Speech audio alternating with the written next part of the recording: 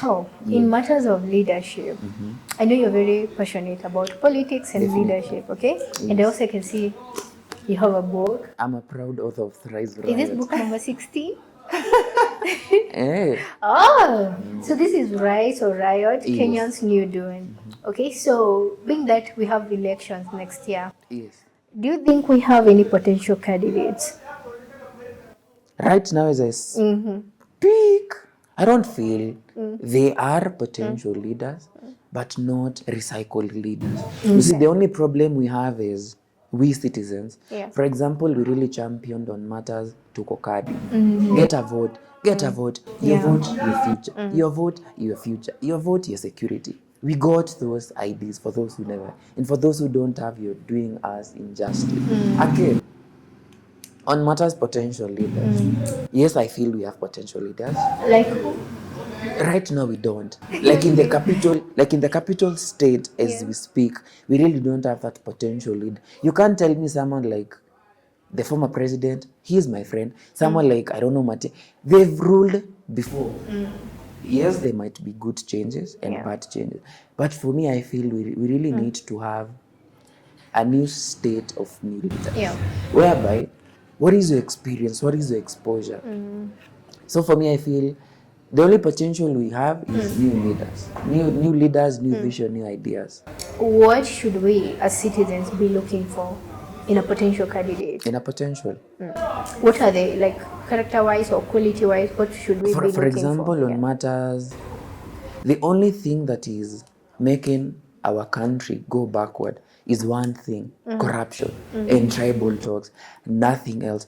If the current leaders can stop that matters corruption and matters tribal talks, then they're potential leaders. But there's no way. The only difference between Ruto, the current president, and someone like Rigathi Gachagua is the state that one is in the opposition and one is in the government. 2 years later, they'll merge and they'll form a coalition.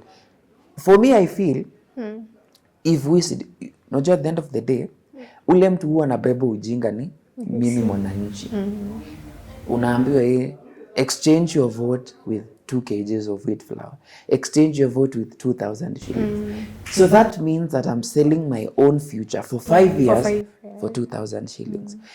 For me, I feel the issue is not even about the leaders. It's us, the citizens of this country. Because as much as we are championing for change, for us mentally, we've not really negotiated for that change. Whereby you feel, mimi mtu nataka, yani mimi nataka mtu yoyote lakini si Ruto. Yo, ule mtu taleta atakuwa worse than him. The only thing that you're supposed to say is, I need Matiang'i because he championed for education, he championed for security change, or someone like Alonso who has been in power for 40 years, and the only thing he ever constructed was a prison. So you have to ask yourself, but on matters accountability, he's very clean. Yeah. So he has his good and his bad. Someone like, for example, someone like Ruto, he had a very big vision for our country. But the only thing that is swallowing his government is corruption, nothing else. Whereby they are exposing us to tax, but the result on the tax that you are paying is null and void. So for me, I feel Ruto he was to be the best president of this country. He had a vision. He had a very great vision, even more than his predecessors. So I feel that if corruption can be tackled from his government, I'm not supporting him, but if corruption can be tackled from his government, Kumbuka kuna maandamano na kuna maandamano next week, you get. So hiyo kikuwa tackle, imagine we're going to have the best government. For example, watu wengine wanasamanga Ruto si mbaya, watu wanamzunguka ndio wabaya. But at the end of the day, who has allowed watu kumzunguka? Si ni yeye. Yes. The same way with someone. It starts internally. Everything Exactly. For example, right now we talk about the former president Rigathi Gachagua. He was once in power. What results did he make? But he's the same person who has been championed to create a new government in 2027. No, we shall cry. Tears. Not tears of tears. At the same time, we're being told, right now, I don't know this and that. The only person I can really advocate to bring a change is people like Sifuna, people like Martha Karua, people who have really identified their purpose on matters the constitution. Someone who's championing for constitution is someone I really admire because anajua sheria za nchi. Mtu kama nani, kuna mtu anazambulia chapter 6 za constitution inasema, lakini anataka I want to be the next president, I want to be the next MP. Right now if you, for example, on matters tuachana hata na ikiti ya huku juu, the legislatures, you tell them you want to become the next Nyeri Town MP, the next Embakasi East MP. Yeah. But if you tell them how many bills were passed in 5 years, hajui. Ukizamuliza finance bill ya 2020, 2026, 2027 inasema na wewe ndio unataka tukuingize tu enda home. So these are some of the issues whereby I feel if they're not really regulated as early as now before we approach the next election, we are going to experience the same problems, same issues, the same tendencies of whereby tunasema tumechagua tukoje miaka ingine 5, 2032 we shall make the best decision, 2032, 2037 we are going to make the best decision. So whereby you feel as time progresses we are wasting our time, we are wasting our future. And you see, for the people up there, they have no issue. They have the money, the network, the status, the opportunity. Do you want to mean if Ruto becomes a one-time president, ati ataenda home, ati ataseke, hataenda Sugoi, he'll be employed in the UN. He'll be in the UN Security Council, he'll be adapted in the United Nations, in the WHO, I don't know, in the AU, atakuwa kwa on matters advisor to AU, nini. Yeye atakuwa job. But mimi, wewe, utakuwa home. You'll be struggling with the same problems that you left us with. Exactly. Someone like the opposition leaders that you keep on championing for, if they lose that seat, one will be Nairobi, the other one will be in America. Mwingine atarudi kazi kule America aseme ninataka kazi ya World Bank na atapatiwa. So for me I feel if they are in a position to embrace the duties and the struggles of the people of Kenya at heart, because one thing, as much as we talk about corruption and accountability and tribal talks and the rhetoric talks on matters, argumentation whereby, but for me one thing I feel, for a politician, for someone who is championing for public office, one, do they have the needs and the power of the people at heart? For example, ndio ukuwe mzalendo wa hii nchi, ni nini umepigania ndio ukuwe mzalendo wa hii nchi? What change are you institution or you enabling for the change of our country? What are you doing? Is there something that you're going to be celebrated for what you did? Shouting one time or shouting two time, itaisha. Inaitangwa nini? It's a slogan. It will end, it will come na itapita. Kitambo tulikuwa na baba zilienda zilishuka. He's no more, may he rest in peace. At the same time you're talking about sijui Kasongo ilikuja na itaisha. But the issues that we're facing and we're undergoing, itabaki. So one thing we really need to do as citizens of Kenya is we have the best potential leaders. We have great leaders in this country. But one, we really need to identify, what is my purpose as Obadia? If I decide, for example, my candidate cannot be your candidate, maybe. My own candidate can be, I'm electing or I'm going to give this person an opportunity to serve me and serve this country based on his past record. What did he do when he had power? What did he do when he was an MC, when he was an MP, senator, governor, deputy president, president? Because one thing I feel, in America, someone like Elon Musk, the changes he has made on matters economic revolution in America is something that is to be appreciated, and he's to be acknowledged for what he has done. Exactly. He's not a politician, but the change he has made on matters the American currency has made an impact. Exactly. Yeah. So at the end of the day, someone like Ruto, he doesn't have to be the president. He doesn't have to hold any office. But the vision and the ideas that he had, he can pass the mantle to someone else, someone young and someone old. And for me, as much as I champion for young leadership, at the same time, I feel the young leaders who are in power right now, what are they doing? And at the same time, these young people can be given the opportunity to serve this country, and they can take this country 20 years back. Sure. As much as at the same time you're championing for new change, new leader. New leaders is not about being young. It's about giving your interest beside and giving the interest of people at heart. So should we rise or riot, or should we rise above the riot? Riot for change. Yeah. we rise for change, we riot for change. At the same time, you see, you can riot with purpose. Yeah. If I say right now manze, tax ilikuwa 8%, kama ni fuel levy ilikuwa 8% ikakuja 12%. Hii 4% umetuongeze. Gari ya mafuta imepanda, fare imepanda. Mdosi unataka aje? Tutembee.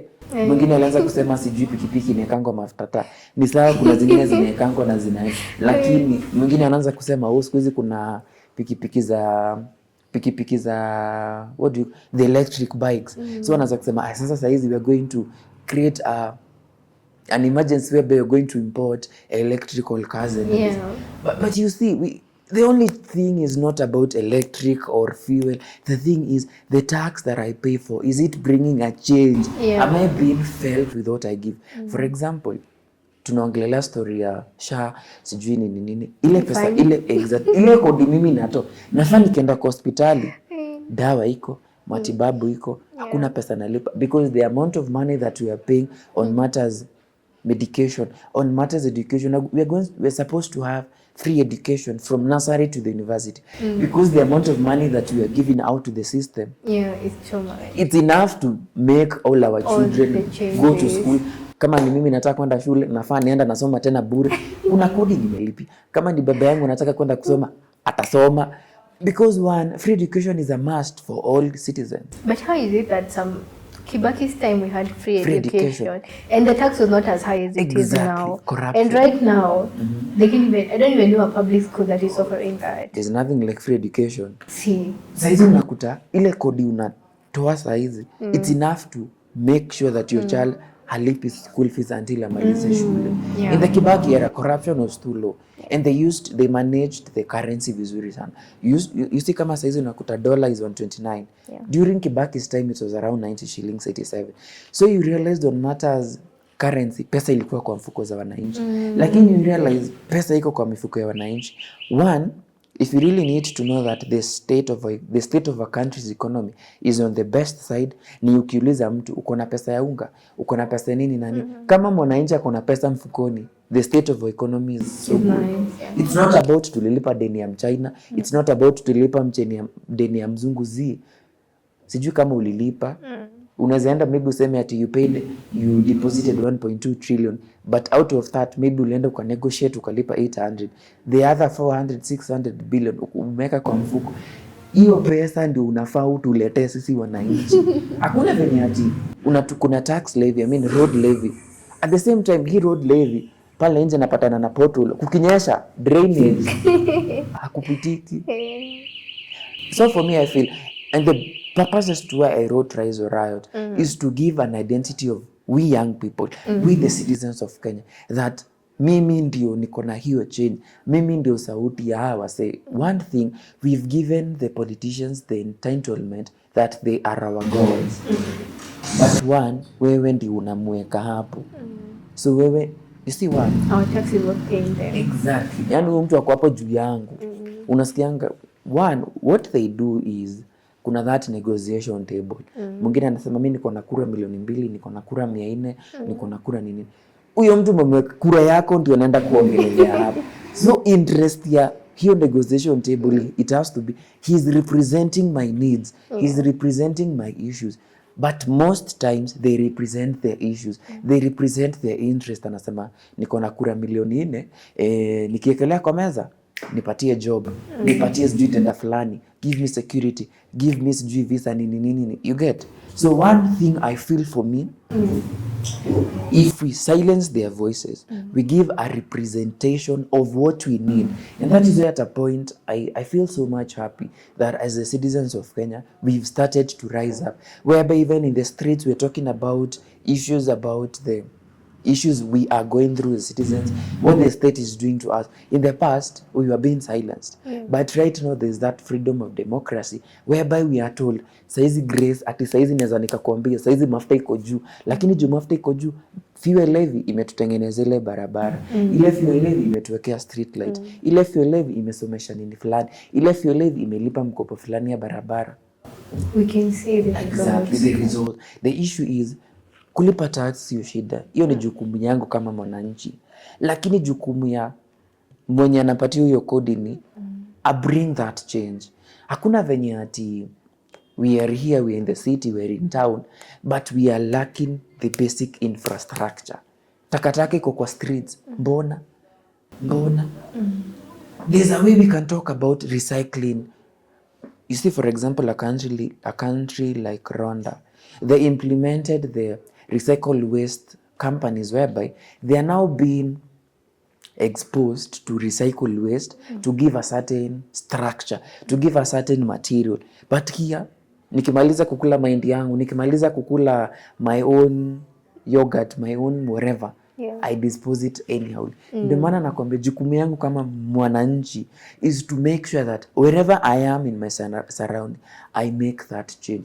So that if I make a change, I can influence the other citizen to make that change. So as much as it progresses, mimi huyo ule na ule, it gets to a point whereby that change is seen. And that is why we are told the change it is not supposed to be a change of 100 people, it's a change of 1 person. Yes. If you could change one thing about how society prepares young people for adulthood, what would it be? Mindset. Oh, I love that. Because for far too long, you see on matters mindset. Right now I'm working on a book inaitwa Can Cows Dream? Oh, we have a certain book coming up. Can Cows Dream? Think big in small places. You see one thing about mindset. Where I am right now as Opadia, it is because of my influence on matters mindset. The negative mindset, of course, I'm not 100% perfect. I have my ups and downs. But at the end of the day, the only thing that can change the young people need. So on matters mindset, for far too long we've been taught, you see there's a difference between wisdom and knowledge. Yeah. For example, I go to school to get knowledge, but not wisdom. Yeah. And for far too long I realized that the preparation for young people from, is it childhood to adulthood, or is it from young adulthood to older adulthood, is wisdom.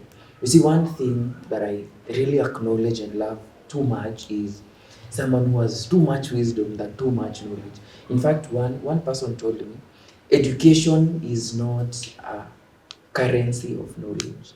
You can get a PhD and you're still stupid. And I'm very sure you know that very well.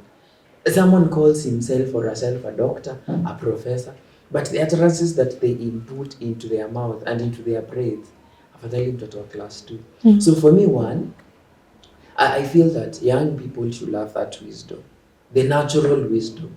And you see, the natural one is as a result of the Creator Himself. For example, I am a Christian, and there are so many people in the Bible who had some crazy wisdom. Someone who wrote some who wrote the Psalms, I don't know, Proverbs, Songs of Solomon. Those are part of, anytime I open my Bible, those are the verses and the chapters that I read. Because one, I feel that wisdom takes you far than knowledge. I don't know why, but I feel even the richest people, the most wealthiest people, the most successful people, the people that we admire from Monday to Monday, wisdom. We tackle business based on wisdom, not knowledge. We tackle resources based on wisdom, not knowledge. We based economics based on wisdom, not knowledge. For example, when we tackle finance bill, for example, when we read the finance bill, for instance, we are not economics or economists. We are not accountants. But based on the wisdom that we have as citizens, we are in a position to interpret what is written in the finance bill. So for me, I feel mindset is one game changer for young people. And the result in which, as I had stated earlier, on matters the Western culture and the Asian countries, whereby they develop their children to do crazy things, to give a revolution of technology, AI, on matters, industries. It is based on wisdom, the mindset. And the moment that you decide to come out of your comfort zone, that is the moment you ignite your purpose in this life. For example, many people ignite their purpose when they're 30. Others ignite their purpose when they're 60. But for young people, I feel with the strength, with the stamina, with the energy, it would have been better if they ignite their purpose with the influence of their minds. So for me, I feel that is the only gift a father, a mother, a teacher, a politician Yeah. can give to the young people. Yes. Tame their mindset. Definitely. And mindset is every. Mindset no game changer. Where you are in the mindset, where I am, anything and everyone that you admire by the mindset. If you can win in your mind, you've won everything else. Definitely. Yes. And one, when I realized that saizi unazajiuliza, why is it that young people work on that the verge of depression, I don't know, verge of giving up? It's because of the mind. They've allowed their minds to be too low to make them believe in themselves. And the moment your mind is upright, your future is still right. Yeah. Yes. Okay. Closing question. If you Yes. could have dinner with any leader, past or present, who would it be and why? The member of parliament for Kiharu, Deni Nyoro. One, I really admire that man. In fact, I remember one particular time. The reason why I'm stating Deni is because of how he conducts his politics. One, he's an influential person on matters politics. For example, he never passed the finance bill year 2026, 2027. But I'm wondering, there were over 100 plus MPs who never voted for that finance bill. 40 people said no, and I think around one something, and then the rest they were not present in the passing of the bill. But it is only him who was crucified for not passing the finance. Then that means he has a say in the political arena. He's an influential person. And then I remember one particular time, because I was introduced to him by a friend of mine. So that time my mind wasn't ready to talk to him, meet him, because you have to be mentally prepared to have an engagement With him. with such a person. So I remember it was on 25th December. He was the very first person who wished me Merry Christmas. As in, generally I don't celebrate Christmas on 25th, but I just opened Why? I celebrate my Christmas after or before, because for me, it's a dedication for, it is the birth of Jesus. It's not my birthday. So for me, what I do is the little resources that I have, I use it to be generous to people out here, whereby nanunua maziwa na mkate. For me, I believe celebrating Christmas, si kuchinja mbuzi na kukula chapati, for me it's impact. Yeah. If Jesus was in a position to create an impact for over 33 years, Zelenda akiwa na 33, if he made an impact for over 33 years, Yeah. you want to mean I can't make an impact for just one day? You can. So for the whole year, I work for myself, I work on myself, I do this and that. So on 25th, for me, it's a day Yeah. to be generous to other people. So for me, I don't celebrate Christmas on 25th. Yeah. I either do it on 24th or 26th or 28th. Yeah. So that time, he was the very first person who wished me happy birthday. And that is the time I realized that now matters mindset. It doesn't matter who you are, where you are, and the capacity in which you obligate yourself on matters quantity. Yeah. Quantity is size. How small you are, how educated or uneducated you are, your family background, your political background, that doesn't matter. What matters is your brains. Yeah. And you see, now since then, I've been in a position to personally interact with people that I used to admire on TV. The people that I used to tell myself, will I ever meet these people? That is based on mindset. Yeah. So on matters dinner, definitely it will be him. And it will be an honor to also have you in that dinner. Ooh, I would love to be there. Definitely, tutapanga. Yeah. And he's one man, he's a down on earth guy. Yeah. And you see, one thing on matters politics, if you're going to allow me to say it, Yeah. these big people, the big men in politics, they don't love people who are so smart to challenge their positions, Yeah. or to challenge their leadership record. So you understand, I mean, it gets to a point where they don't want to mentor you. They don't want to make you feel that you're also obligated to be on the table. Not just on the table, but to have that influence or to have their court as in to touch their code so that you can move together with them. But for someone like him, he has really mentored young people. He has really educated young people. Also on matters business and economic affairs, he has really taught the citizens of this country to move from 1 cent, 1 shilling, 10 shillings, 100. That the part I love most about Exactly. him. He's educating His people. financial literacy, Yes, he's top educating notch. people to become wealthy. He's educating people on matters weka pesa kwa mfuko. Regardless of your ideas, regardless of where you are, you can change that situation. You can buy shares for just 2,000 Yeah. and only 21. If you do it for 10 years, long-term investment, 10 years from now, maybe utakuwa na shares za 10 million or 20 based on that 2,000 shillings that you have. So that is the only leader I feel he's making an impact and a change to our citizens, because you can't tell me that you're talking about bottom up, yet the only bottom that I see, wow, there's nothing like up. The bottom, but for him, he doesn't have the power and the capacity to make huge impact because he's a member of parliament for a certain constituency.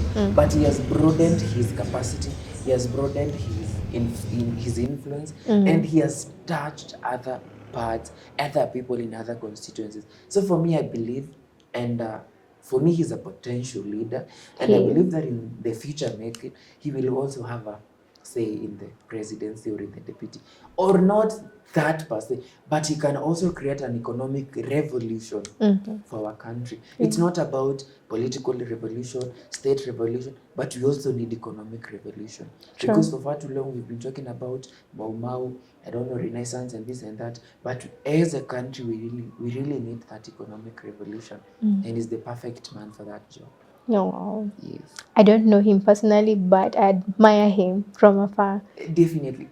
Anyone who is passionate about money, I'm a big fan. He's the who's this guy? The richest man in. He's the Elon Musk of our country. Yeah. So one thing, besides him being in the political space, he can really be of great influence to us as Kenyans on matters currency and economic state and literacy. Wow. Yes. And that's it for this episode. Asante. Thank you so much for coming. You're welcome. Thank you for sharing your wisdom with us. Asante. It's been a beautiful experience to have you. Asante. And yeah, to our viewers, he's an author of 16 books so far. He has the 17th book coming up. Yeah. And all books range from 500 to 1,000 bob. Yes. Only. Mimi kama bank, I'll always include only. So please let us support him. Let us support our youth people. Yes. And be sure to read. Especially this one. I've already read this one and I really enjoyed it. So be sure to read and also to promote him. Thank you so much, guys, for joining us. I'll see you guys on the next episode. Bye.